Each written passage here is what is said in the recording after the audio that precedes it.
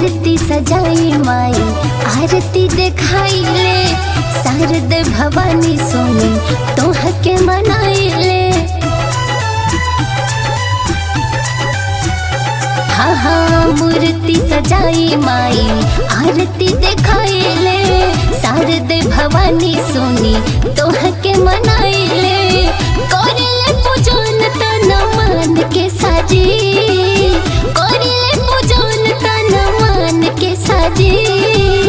आप जदि हो खोगे सहैया ए मैया, आप जदि हो खोगे सहैया भजन कंचन के बाजी। हाँ आप जदि हो खोगे सहैया भजन कंचन के बाजी।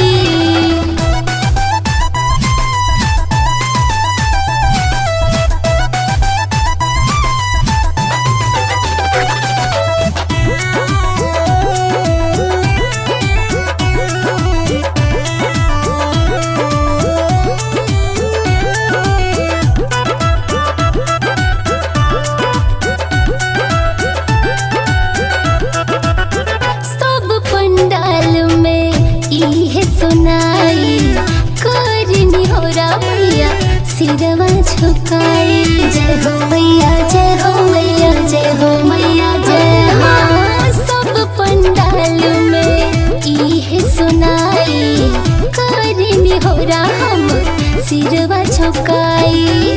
एक एगो चीज हम मांगिले हाँ जी, एक एगो चीज हम मांगिले हाँ जी।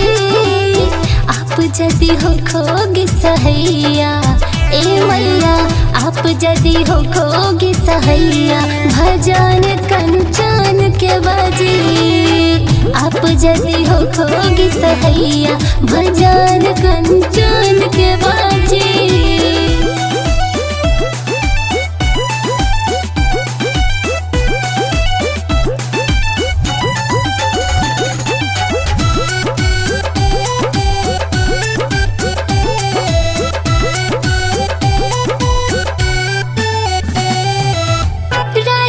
राजेश राज कोहरेलिया रोजी, बोला न माई तो है बाटे कमर जी।